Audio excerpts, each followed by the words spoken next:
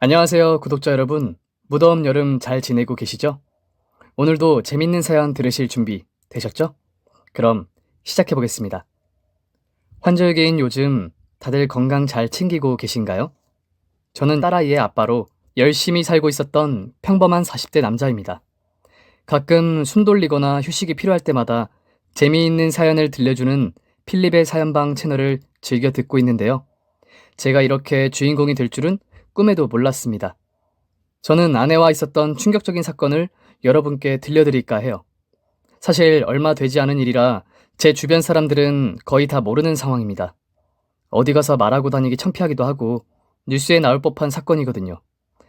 그래도 제가 애정하는 채널의 이야기를 들려드리고 싶어 글을 쓰게 되었으니 꼭 좀 들어주시고 저에게 힘이 되는 한마디를 남겨주시면 감사하겠습니다. 지극히 평범한 집안에서 나고 자란 저는 남들처럼 열심히 공부해서 4년제 대학을 다녔습니다. 다행히 저는 부모님이 경제적 지원을 해주셔서 학자금 대출이나 자취방에서 혼자 지내는데 큰 어려움이 없었어요. 그렇게 취업을 하고 나이 30이 되니 집에서 슬슬 결혼하라는 압박이 들어왔습니다. 부모님은 그동안 축의금을 낸 돈이 어마어마하다며 수금을 빨리 해야 하니 저더러 괜찮은 여자가 있으면 머뭇거리지 말고 바로 결혼하라고 하셨답니다. 그래서 전 부모님의 말씀을 따라 결혼할 여자를 찾기 시작했어요. 그런데 제 주위엔 온통 남자들 뿐이어서 좋은 여자를 찾기 어려웠답니다. 그러다 마음에 드는 여자를 찾게 되었어요. 제가 외주관리팀에 있어서 회사 하청업체에 방문하던 일이 많았는데 그중 한 중소기업에서 일하는 여직원에게 저도 모르게 눈이 자주 가더라고요. 그녀는 얼굴도 예쁘지만 성격도 시원시원하고 사람들을 웃게 하는 재능이 있어서 더 많은 관심이 생겼답니다. 그리고 집으로 돌아가 잠을 자려고 누우면 그녀가 문득 떠올랐어요. 그제야 제가 기다리고 바라던 짝을 만났구나 싶은 확신이 들었습니다. 그래서 전 그 여자가 일하는 회사에 갈 일이 없는데도 매일같이 들렸고 일부러 관심 있다는 걸 보여주며 제 마음을 조금씩 전했답니다. 주희 씨, 오늘은 어제보다 더 예쁘시네요. 옷도 새 옷이죠? 이렇게 입고 나오신 걸 보니까 어디 남자라도 만나러 가시나요? 남자요? 그게 뭐예요? 남자 만난 지 하도 오래돼서 남자가 뭔지도 모르겠네요. 왜요? 제가 오늘 좀 예쁘나요? 그럼 박 대리님이 밥이라도 사주실래요? 정말요? 아, 저야 너무 좋죠. 주희 씨랑 데이트를 하다니 꿈만 같아요. 뭐래. 허풍 좀 그만 떨고 퇴근 시간 다 됐으니까 맛있는 거 사주세요. 그렇게 저는 계획한 대로 주희 씨와 식사를 하게 되었어요. 저는 괜히 더 잘 보이고 싶어서 고기도 제가 다 구워서 주희 씨 그릇에 올려주기도 했고 예쁘다는 칭찬을 아끼지 않으며 주희 씨 기분을 좋게 해드렸어요. 박 대리님, 나 좋아해요? 요즘 우리 회사에 매일 오는 것도 그렇고 나한테 맨날 입 바른 소리도 실컷 하시잖아요. 네, 많이 티났어요? 엄청 티났어요. 저희 회사 사람들도 다 눈치챘던데. 저더러 박 대리님이랑 빨리 잘해보라고 잔소리를 얼마나 해대든지 아세요? 그래요? 그럼 잘해보죠. 제가 천진난만하게 웃자 주희 씨가 폭소하며 좋아했고 제 마음을 받아주었어요. 사실 주희 씨도 진작부터 저에게 마음이 있었다고 말했답니다. 그래서 저희는 연애를 시작하게 되었죠. 양측 회사에 사귀는 걸 모두 알려서 다들 빨리 국수 먹여달라고 난리였어요. 그런데 주희 씨가 집안 형편도 어렵고 모아둔 돈도 많지 않아 빨리 결혼하는 건 무리라고 제 청혼을 거절하더라고요. 그런데 사귄 지 1년 만에 뜻밖의 일로 결혼을 서두르게 되었어요. 주희 씨가 임신을 해서 돈이고 뭐고 고민할 틈 없이 결혼식을 서둘렀답니다. 그렇게 결혼식 준비로 한창 바쁜 나날들을 보내고 있는 와중에 신경 쓰이는 한 사건이 있었어요. 결혼 예물을 함께 알아보러 가기로 한 날, 주희 집 앞에 찾아갔는데 그녀가 어떤 남자와 웃으며 대화를 나누고 있는 겁니다. 그 모습을 본 저는 이성을 잃고 두 사람을 향해 달려갔어요. 주희야, 이 남자 뭐야? 뭔데 둘이 그렇게 다정한 거야? 당신 뭐야? 뭔데 내 아내가 될 사람하고 시시덕거리고 있는 거야? 어머, 자기 왔어? 내가 이 남자랑 다정하더니 이 남자 나랑 아무 상관없는 사람이야. 자기 만나기 전에 잠깐 나를 따라다니던 남자인데 오늘 무슨 일인지 우리 집 앞에 찾아왔더라고. 가까이서 주희의 얼굴을 보니 불쾌한 표정이었어요. 제가 멀리서 본 주희의 표정은 잘못 본 것 같더라고요. 그래서 전 남자의 어깨를 쿡쿡 찌르며 말했습니다. 야, 임마. 임자 있는 여자한테 무슨 볼일 있어서 찾아온 거야? 이 여자는 다음 달에 나와 결혼할 거야. 예전에 나를 만나기 전에 따라다닌 건 뭐라 하지 않겠는데 이제는 내 마누라가 될 사람이니까 2번 다시 내 눈에 띄지 말아라. 안 그랬다간 더러운 꼴을 볼 줄 알아. 제가 경고하자 남자가 겁에 질린 표정으로 대답했습니다. 죄송합니다. 저는 주희 씨가 결혼한다는 게 거짓말인 줄 알았어요. 그런데 사실이었군요. 정말 죄송합니다. 앞으로 주희 씨 앞에 나타나지 않을 테니 그만 보내주세요. 앞으로 내 여자 근처에 얼씬대지 마라. 알아들었어? 네, 형님. 잘 알겠습니다. 그렇게 겁에 질린 남자는 90도로 허리를 숙여 사과했고 다시는 주희 앞에 나타나지 않겠다고 전하고 바람처럼 사라졌습니다. 주희 씨는 제가 나서서 깨끗하게 짝사랑남을 해결해줘서 고맙다며 진작 저에게 말해서 해결할 걸 그랬다며 안도의 한숨을 내쉬었습니다. 그렇게 걸리적거리는 주희의 짝사랑남을 물리치고 결혼 준비를 바쁘게 했어요. 저희는 한 달 만에 결혼식을 올리게 되었답니다. 신혼집으로 방 2칸짜리 빌라를 마련했고 혼수는 필요한 것만 몇 가지 준비해서 살림을 차렸어요. 그리고 저는 임신한 아내에게 일을 그만두라고 일렀는데 한푼이 아쉬운 상황이라며 배가 만삭이 될 때까지는 일을 하겠다고 고집을 부렸답니다. 그렇게 이듬해 예쁜 딸아이가 태어났어요. 얼마나 예쁘던지 눈에 넣어도 안 아프다는 말을 실감했답니다. 아내는 육아를 위해 회사를 그만두게 되었고 제가 버는 돈으로만 생활하게 되었죠. 그런데 외벌이로 가정을 유지하는 건 쉽지 않더군요. 아무래도 갓난아이에게 들어가는 돈이 만만치 않았답니다. 그래도 저희 부부는 허리띠를 졸라매며 딸을 부족함 없이 키우려고 무던히 애를 썼어요. 다행히 무탈하고 건강하게 새 식구가 행복하게 지냈고 아무런 사고와 다툼도 하나 없이 5년의 세월을 보냈습니다. 그런데 딸 아름이가 또래 아이들보다 늦는 편이었어요. 몸은 잘 크고 있었지만 말도 그렇고 행동도 많이 뒤처지는 게 느껴졌답니다. 게다가 고집이 얼마나 센지 화가 나면 인사불성 상태가 되어 크게 난리를 치곤 했어요. 그래서 아동심리센터를 찾아가 딸 아름이를 검사하고 상담받았어요. 그런데 애석하게도 의사 선생님은 제 딸이 자폐아라고 한마디로 정의하더군요. 현실을 받아들이고 아름이가 잘 성장할 수 있도록 수많은 교육과 음악 치료와 미술 치료 등 다양한 치료를 병행해야 한다고 설명했습니다. 저와 아내는 당연히 딸에게 아낌없이 지원해주고 치료해주고 싶었죠. 하지만 진료비가 많이 비싸서 걱정이 되었어요. 보험 적용도 안 되고 한 번 진료하는 데만 20만 원이었고 음악과 미술 치료는 따로 지불해야 했답니다. 게다가 정기적인 두뇌 검사까지 해야 해서 한 달에 들어가는 치료 비용이 제 월급보다 훨씬 많이 들었죠. 본가 부모님께 부탁을 드릴까 했는데 부모님이 가진 재산이라고는 아파트가 전부였으니 쉽게 부탁을 드리지 못하겠더라고요. 아내는 이런 상황까지 왔으니 자신도 다시 일을 다니겠다고 했지만 저는 자폐아인 딸아이 옆에 항상 엄마가 있는 게 좋겠다고 말렸어요. 그리고 제가 투잡을 뛰든 쓰리잡을 뛰든지 해서 아름이가 무사히 치료를 받을 수 있도록 해주겠다고 강한 의지를 보여주었습니다. 당신 지금 회사 일로도 많이 힘든데 여기서 또 일을 구한다고? 그러다 당신 쓰러져. 쓰러지긴 왜 쓰러져. 아름이를 위해 정신력으로 버틸 수 있어.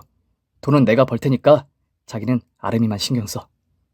으유, 우리는 왜 이렇게 복이 없을까? 남들은 다 여유 있고 행복해 보이는 것 같은데 말이야. 아내의 푸념에 저는 밝은 미소를 지었습니다. 우리가 왜 복이 없어? 아름이 자체가 행복인데. 그리고 나에겐 당신이라는 아내가 있어. 세상 누구보다 행복하다고. 당신은 나랑 결혼한 게 후회되는 거야? 물론 아니지. 나는 그냥 형편이 좋았으면 이렇게까지 마음이 불편할까 싶어서 그래. 당신이나 나나 없는 집에서 태어나 고생만 하고 살았잖아. 에이, 이 사람이 왜 이렇게 부정적인 소리만 하는 거야.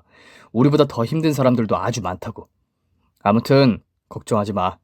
내가 가장이니까 책임지고 우리 아름이 다른 아이들처럼 평범하게 자랄 수 있게 힘써볼게. 그러니까 당신도 포기하지 마. 의사 선생님이 앞으로 아름이가 좋아질 가능성이 매우 크다고 한 걸 마음속에 되새김질하라고. 그렇게 저는 회사에 다니며 저녁부터 자정까지 야식집에서 배달 일을 시작했답니다. 처음엔 오토바이를 타면서 여러 번 넘어지기도 하고 사고를 당할 뻔한 날들이 자주 생겨 그만두고 싶은 생각이 들기도 했네요. 하지만 그럴 때마다 딸아이를 생각하며 이를 악물고 힘을 내었죠. 그 결과 서너 달이 지나자 오토바이가 적응되었고 안전하게 잘 타고 다니며 일을 할 수 있었습니다. 제가 일해서 번 돈은 최소 생활비를 제외하고 아름이의 치료 비용으로 모두 들어갔어요. 아내는 딸아이가 열심히 치료받는 덕에 전보다 좋아졌다며 잘만 하면 3년 뒤 일반 초등학교에 입학할 수 있을 거라고 하더군요. 그러니 저는 더 막중한 책임감이 생겨 일을 하나 더 늘려야겠다고 판단했습니다. 아무래도 아름이가 더 크면 들어가는 돈이 많을 테니 미리 대비할 마음이었죠. 그래서 야식집 배달 일을 끝내면 도너츠 공장에서 물건을 받아 트럭으로 매장에 배달을 하는 일을 시작했어요. 제가 두세 시간 잠을 줄이면 한 달에 100만 원을 더 벌 수 있어 고생을 자청했답니다. 하루에 3시간 30분을 자며 3가지 일을 하니 몸이 많이 지치고 피곤하긴 했지만 처자식을 떠올리면 없던 기운이 솟아났어요. 이듬해 아름이를 데리고 이번에는 엄청 큰 소아과에 찾아갔어요. 자폐가 좋아지는 정도가 아닌 완치할 수 있다는 소문을 듣고 아내와 그리로 간 거죠. 의사 선생님은 저희에게 줄기세포 치료법에 대해 설명했습니다. 다른 자폐아들이 줄기세포 치료법으로 거의 정상적인 생활이 가능해졌다고 예를 들며 말했는데 세포 주사가 1회에 2천만 원이라고 알려주더군요. 그런데 한 번의 줄기세포 치료도 좋아지기는 어렵고 수차례의 줄기세포를 투여해야 한답니다. 제가 머릿속으로 대충 계산해도 1억이 훨씬 넘는 돈이 들더라고요. 그런데 의사 선생님은 아름이가 1살이라도 어릴 때 치료받아야 효과가 있다며 치료를 계속 권유했습니다. 저와 아내는 생각해보겠다고 전하고 집으로 돌아갔고 많은 대화를 나누었네요. 그러다 저는 마음의 결정을 내리고 아내에게 말했습니다. 여보, 줄기세포로 좋아진 아이들이 많다고 하니까 우리 아름이도 시켜주자. 그게 말이 쉽지. 주사 한 번에 2천만 원이래. 우리한테 그런 돈이 없잖아. 만들면 되지. 내가 돈 빌릴 사람이 있는지 찾아볼게. 그리고 회사에 대출 좀 알아보고 일하는 곳에서 가불 같은 게 되는지도 알아볼게. 어떻게든 우리 아름이 낫게 해주고 싶어. 그러니까 당신은 이 남편을 믿으라고. 치료비 마련하면 곧장 병원에 찾아가자. 아내는 결국 저의 단호한 결정에 따르겠다고 대답했습니다. 이튿날부터 저는 돈을 구하려고 회사 사람들과 지인들에게 사정을 말하고 부탁의 말씀을 드렸어요. 그중 몇몇 분이 저를 잘 봐주셨는지 목돈을 빌리게 되었답니다. 대출을 받지 않아도 될 만큼 큰 돈이었죠. 그래서 아름이를 데리고 가 첫 줄기세포 치료를 받게 해주었습니다. 다행히 아름이는 잘 버텨주었고 무사히 치료를 마쳤어요. 그런데 처음이라 그런지 아름이에게 큰 변화는 없었습니다. 의사 선생님도 4차까지 치료해보면 좋아질 거라며 절 안심시키더군요. 다음 치료일까지 긴 시간이 남지 않아 다시 돈을 빌리기 시작했는데 이번에는 빌려주는 사람을 찾지 못해 대출을 받게 되었답니다. 그리고 얼마 뒤 2번째 치료를 받아봤지만 역시나 큰 진전이 보이지 않았어요. 아름이는 입 밖으로 꺼내는 말이 엄마, 아빠, 밥이 전부였고 고개를 젓거나 끄덕이는 걸로 의사소통을 했답니다. 그래도 저희 부부는 끝까지 줄기세포를 믿기로 하고 다음 치료를 위해 또다시 발에 불이 나도록 뛰어다니며 돈을 마련했어요. 그런데 결국 다 대출로 마련했어요. 아무리 좋은 사람이라고 해도 남에게 돈을 빌려주는 게 쉬운 일이 아니잖아요? 저는 2금융이고 3금융이고 빌릴 수 있는 최대 금액을 빌려서 딸아이의 치료비를 충당했답니다. 그렇게 2년 동안 여러 차례 치료를 받고 나니 딸 아름이가 많이 좋아졌어요. 문장을 만들어 말할 줄도 알게 되었고 놀이터에서 동생들에게 시소나 그네를 양보하는 것도 가르치지 않았는데 스스로 터득했답니다. 이대로라면 일반 학교에 입학하는 게 가능할 것 같았어요. 여보, 우리 아름이 좀 봐. 이제 혼자서 책도 읽고 그림도 그려. 게다가 나랑 같이 노래도 부른다니까? 정말 귀족 같은 일이라고. 그러게 말이야. 줄기세포 치료를 하길 정말 잘했어. 이제 우리 세 식구 행복할 일만 남았네. 매일 아름이 돌보느라 고생 많았어. 고생이라니, 당신이 고생이지. 치료비 부담하느라 빌린 돈 갚느라 잠 한숨 제대로 자지도 못하고 말이야. 당신 요즘 낯빛이 많이 안 좋아. 다음 달에 홍삼이라도 지어줘야겠어. 저는 손사래를 치며 그럴 돈이 있으면 제 딸 아름이에게 필요한 걸 하나 더 사주라고 일렀습니다. 한편 저는 빚이 너무 많이 쌓여서 매달 갚아야 할 돈이 무척이나 많았어요. 그래도 신용불량자가 되지 않으려고 모든 기관에 조금씩 갚아나갔네요. 그리고 얼마 뒤 대망의 마지막 치료일이 다가왔고 짬을 내서 병원으로 따라가 딸아이의 치료 순간을 지켜보았답니다. 의사 선생님은 주사를 맞고 24시간 지켜봐야 한다며 여느 때처럼 딸아이를 하루 입원시켰어요. 이제 끝났네. 우리 아름이 잘해줘서 고마워. 아빠, 나도 고마워. 우리 딸이 그런 말도 할 줄 알아? 그럼 아빠는 일하러 갈게. 엄마랑 놀고 있다가 집으로 돌아가도록 해. 아빠, 안 가면 안 돼? 난 아빠랑 있고 싶어. 딸아이가 매번 엄마와 붙어 있다 보니 저와 있고 싶었나 봅니다. 아빠는 이래야지. 그래야 우리 아름이 맛있는 것도 사주고 장난감도 사줄 수 있잖아? 엄마랑 있으면 또 아저씨가 찾아온단 말이야. 난 그 아저씨 싫어. 딸아이의 말을 듣고 아내에게 아저씨가 누구냐고 물었어요. 아, 의사 선생님. 아무래도 주사를 놔주는 분이니까 싫어하더라고. 신경 쓸 거 없어. 아, 그렇구나. 아름아, 아저씨 말 잘 들으면 사탕을 주실 거야. 그러니까 얌전하게 있어야 해. 그러자 아름이는 인상을 찌푸리며 고개를 절레절레 흔들었습니다. 저는 같이 있어주지 못해 미안하다는 말을 남기고 다시 회사로 들어가 저녁까지 일하고 야식집으로 출근해 배달을 시작했어요. 그런데 그날따라 주문이 들어오지 않아 가게 안에서 휴식을 취할 수 있었습니다. 매일 앉을 새가 없었는데 참 이상한 일이었죠. 게다가 야식집 사장님이 오늘은 장사가 안 되니 그만 퇴근하라고 하셨습니다. 일당은 똑같이 쳐준다고 하면서 말이죠. 저는 도넛 배달 시간까지 한참 남아서 그 전에 아름이 얼굴을 한 번 더 보고 싶어서 병원으로 향했습니다. 세상의 모든 아빠라면 잠시 쉬는 것보다 딸의 얼굴을 한 번 더 보려는 저와 같은 결정을 하셨겠죠. 여하튼 저는 병원으로 달려가 딸아이가 입원해 있는 병실로 들어갔습니다. 이윽고 커튼으로 가려진 딸과 아내의 실루엣이 어렴풋이 보여 헛기침을 하며 인기척을 했어요. 그러자 아내가 커튼을 살짝 걷어 제 얼굴을 확인했습니다. 어머, 여보, 이 시간에 웬일이야? 왜 이렇게 놀래? 하긴 내가 이 시간에 일을 하지 않고 왔으니 놀랄만 하지. 오늘 야식집이 장사가 안 돼서 일찍 퇴근했어. 도넛 배달까지 두어 시간 비어서 우리 딸 얼굴도 보고 당신 얼굴 좀 보러 왔지. 그랬구나. 어머, 내 정신 좀 봐. 커튼 칠게. 이리 와서 앉아. 저는 보호자 침대에 앉아 자고 있는 딸의 얼굴을 어루만지며 흐뭇한 미소를 지었습니다. 그런데 제 옆에 있던 아내의 이마에서 땀이 흥건하게 흘러 미소를 거두었답니다. 당신 왜 이렇게 땀을 흘려? 몸이 아프기라도 한 거야? 여기 병원인데 진료 좀 받지 그랬어. 어디가 아픈 거야? 아니야, 아프긴. 그냥 더워서 땀이 나는 거야. 내가 요즘 더위를 많이 타더라고. 지금 2월인데 덥다고? 당신 피 검사라도 받아야 하는 거 아니야? 걱정되네. 그런데 그때 방구 소리가 뿡 하고 들렸어요. 그 소리는 아내도 딸아이에게도 난 소리가 아니었습니다. 저는 고개를 갸웃하며 침대 밑에 뭐가 있는 것 같아 몸을 숙였어요. 무슨 소리지? 침대 밑에 뭐가 있나 봐. 여보, 내가 방귀를 낀 거야. 당신도 참 이럴 땐 못 들은 척하고 그냥 넘어가야지. 굳이 내 입으로 이야기해야겠어? 아유, 부끄러워라. 아, 그런 거야? 그렇다고 부부끼리 뭘 부끄러워하고 그래. 괜찮으니까 방구 나오면 실컷 끼워. 저는 미소를 지으며 아내에게 말했지만 침대 밑에 누군가 있는 걸 알 수 있었어요. 아내가 누군가를 숨긴 건데 일단 모른 채 했습니다. 여보, 나 이제 그만 갈게. 우리 아름이 보니까 에너지 충전됐다. 가서 열심히 일하고 올게. 내일 집에서 봐. 조심히 가, 여보.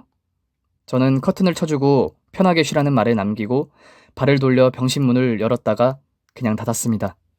밖으로 나간 척하고 침대 밑의 존재를 확인할 생각이었죠. 이윽고 커튼 안에서 낯선 목소리가 들렸어요. 자기야, 갔어? 응, 갔어. 많이 힘들었지, 우리 저기. 이리 나와서 과일 좀 먹어? 아, 이게 무슨 꼴이야. 아, 당신 남편 분명히 밤새 일해서 안 온다며. 하마터면 들킬 뻔했잖아. 그러게 말이야. 나가서 돈이나 벌 것이지. 왜 기어들어와가지고 사람을 놀래키지? 나도 심장이 멎는 줄 알았다니까. 나 식은땀 나는 거 보여? 그래도 나름 스릴 있어서 재밌지 않았어? 수릴은 무슨. 나 아까 방귀 껴서 걸릴 뻔했잖아. 갑자기 방구가 왜 나왔는지. 어쨌든 안 걸려서 다행이다. 그제야 저는 아내가 바람 피우고 있다는 사실을 알게 되었어요. 그동안 집 밖에서 일만 하고 살았으니 알 리가 없었고 아내가 아픈 딸을 두고 바람을 피울 거라고는 상상도 못했기 때문에 큰 충격을 받았습니다. 주희야, 우리 딸 잘 잔다. 누굴 닮았는지 정말 예쁘단 말이야. 그야 자기 닮았으니까 그렇지. 그런데 당신 남편 바보 아니야? 아님 호구인가? 어떻게 지 딸인지 아닌지도 모르고 돈을 퍼다 날라? 대단하다. 쉿, 아름이 듣겠어. 안 그래도 아름이가 내 남편한테 당신 이야기를 했다니까.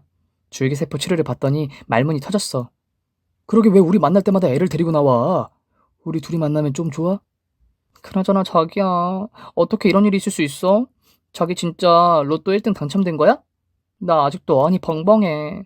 그럼 이제 우리 살림도 합칠 수 있는 거야? 살림을 합치긴 무슨.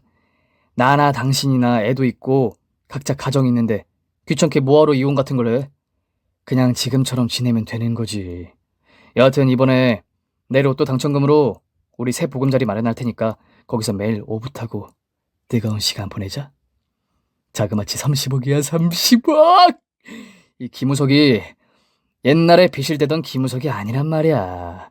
앞으로 이 돈으로 나와 당신이 두 집 살림하면서 쭉 사는 거야. 재밌겠지? 저는 주먹을 꽉 쥐고 온몸을 부들부들 떨었습니다. 그런데 아내의 상간남이 왠지 낯이 익었어요. 한참 기억을 더듬던 전 아내와 함께 있는 남자놈이 결혼 전 아내 집 앞에서 잠깐 본 적이 있던 아내를 짝사랑하고 있다던 그놈이라는 걸 깨달았습니다. 저 연놈이 지금껏 절 속이고 만남을 지속해왔던 거였어요. 결국 분을 참지 못한 저는 커튼을 제껴버렸습니다. 깜짝이야! 여보, 아직 안 갔어? 놀랐잖아. 이쪽은 우리 아름이를 예뻐해주는 다른 과 의사 선생님이셔. 퇴근하기 전에 우리 아름이를 보시겠다고 들려주셨네? 의사 같은 소리하고 자빠졌네. 너 정말 뻔뻔하구나. 이 자식 예전에 당신 짝사랑한다고 당신 집 앞에서 본 놈 아니야? 아주 낯이 익은데. 그리고 당신과 이 자식이 하는 대화 한마디도 빠지지 않고 다 들었어. 둘이 아주 좋아 죽던데. 그동안 내가 밖으로 돌며 돈 벌기 바쁠 때 당신은 아름이 데리고 다니며 이 자식이랑 불륜을 저지른 거야? 그러고도 네가 엄마라고 할 수 있어? 제 말이 끝나자 상간남이 입을 열더군요. 이거 들켜버렸네. 이봐, 우린 바람을 피운 게 아니야.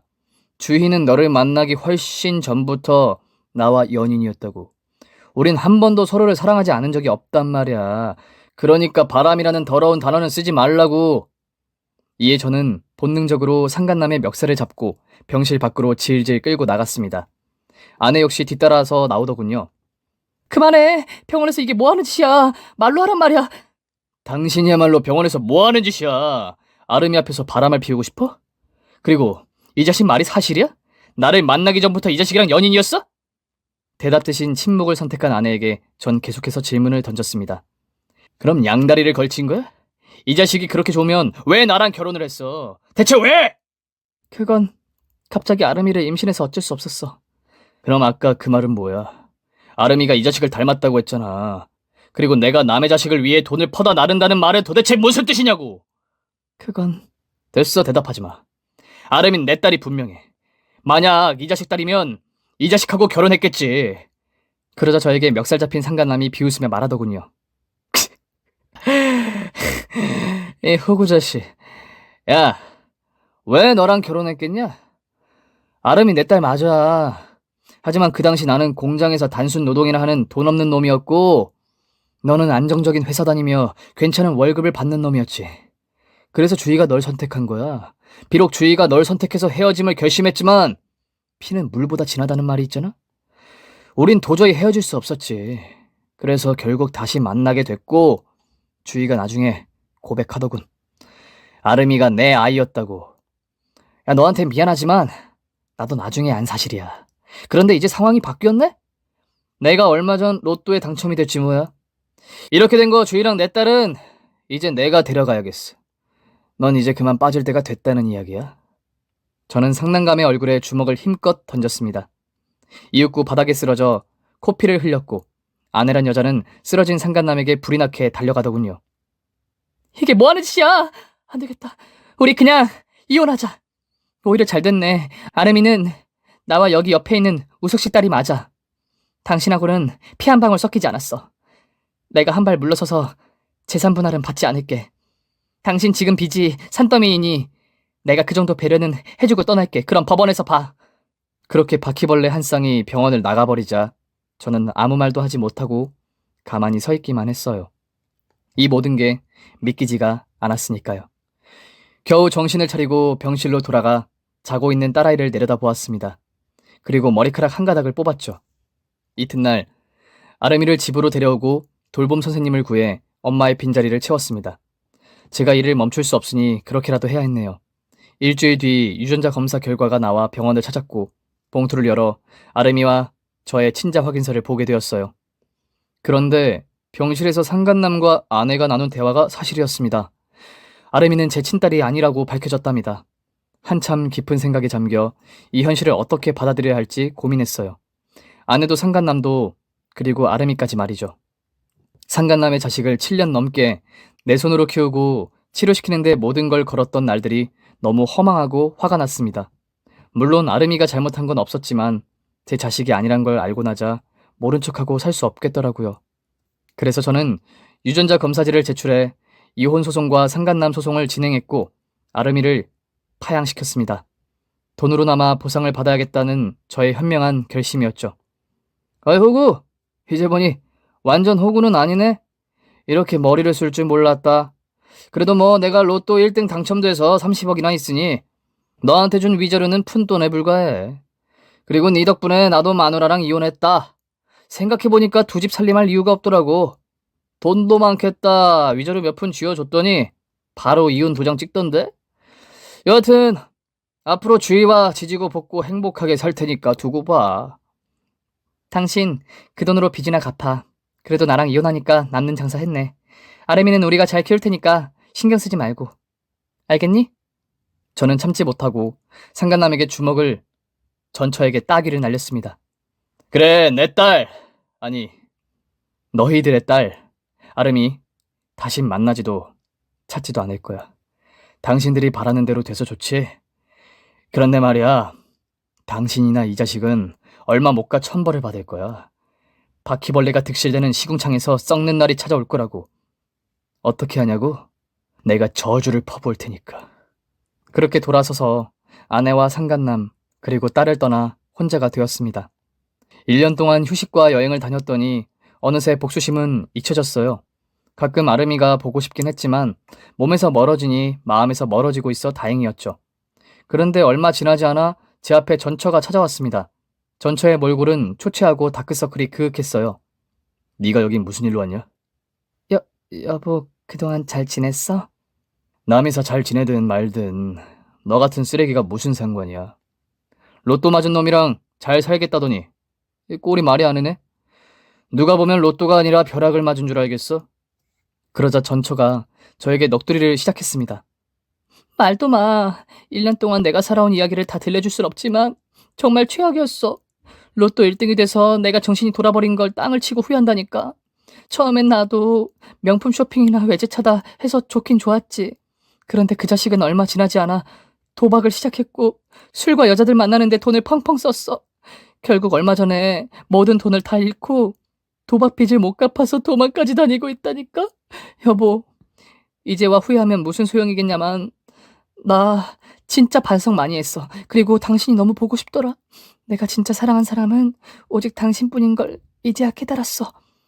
그래서 말인데 나 용서하고 다시 받아주면 안 될까? 이게 말인지 막걸리인지 정신 나간 여자가 헛소리만 짓거리더라고요. 그래서 전 전처에게 가장 상처가 될 말을 생각하고 말해주었습니다. 망하게 된 건 아주 당연한 거야. 내가 말했잖아. 저주를 부어서 천벌을 받게 될 거라고. 그리고 용서해달라고? 우리 아름이를 봐서라도 다시 받아주면 안 될까? 나 혼자 아름이 키우는데 버거워. 줄기세포인지 뭔지 실컷 치료해서 나아지는 줄 알았는데 옛날과 그대로야. 아름이에게 당신 손이 필요해. 야, 아름이가 내 딸도 아닌데 왜 내 손이 필요하다는 거야? 내가 내 자식이 아닌 줄 모르고 7년을 키운 것도 억울해 죽겠는데 나더러 다시 너희 모녀를 받아주라고? 아직도 내가 호구로 보이냐 이 쓰레기야? 여보, 아름이 때문에 억울했구나. 그럼 아름이는 그냥 고아원에 맡길 테니까 나라도 받아주면 안 될까? 응? 저는 도저히 봐줄 수가 없어 있는 힘껏 따귀를 세게 날려버렸어요. 전처는 저만치 멀리 낮아빠졌고요. 너한테는 이제 욕도 아깝다. 그냥 사라져. 다시 찾아오면 그땐 네 제삿날이 될 줄 알아. 알아들어? 전처는 길바닥에 주저앉아 하염없이 눈물을 흘렸는데 제 눈에는 악어의 눈물로 보일 뿐이었습니다. 그렇게 전처는 다시 어디론가 돌아갔네요. 그리고 다음날 경찰서를 찾아갔습니다. 전처의 말을 토대로 상습 도박으로 도망다니는 상간남의 신상을 알려주었어요. 경찰은 도망자라 잡는데 어려움이 있지만 정보를 줘서 고맙다고 말하고 저를 돌려보냈답니다. 며칠 뒤 담당 경찰관에게 연락이 왔는데 제가 신고한 상간남이 어느 모텔에서 숨어 지내다가 경찰에 체포되어 구속되었다는 소식을 전하더라고요. 그제야 저는 전처와 상간남에게 제대로 된 벌을 내린 것 같아 속이 후련했답니다. 지금 글을 쓰고 있는 이 순간이 이 모든 일이 끝난 지 몇 달밖에 지나지 않았어요. 이런 인간들이 요즘 시대에 존재하고 있다는 게 믿기시나요? 저는 아직도 전처와 상간남이 등장하는 악몽을 꾸고 있답니다. 벗어났다고 생각했는데 아직도 두년놈들에게 억하심정이 남아있었나 봐요. 뭐 언젠가는 잊혀지리라 믿습니다. 제가 전처와 내쫓은 건 잘한 일이지만 아름이를 모른 채 해서 가슴에 가시가 박힌 기분으로 지내고 있네요. 그래도 어쩌겠어요. 제 딸이 아닌 상간남의 핏줄인 걸 아는데 어떻게 제 딸로 키우겠습니까? 요즘 아름이 생각에 자주 술을 마시고 있습니다.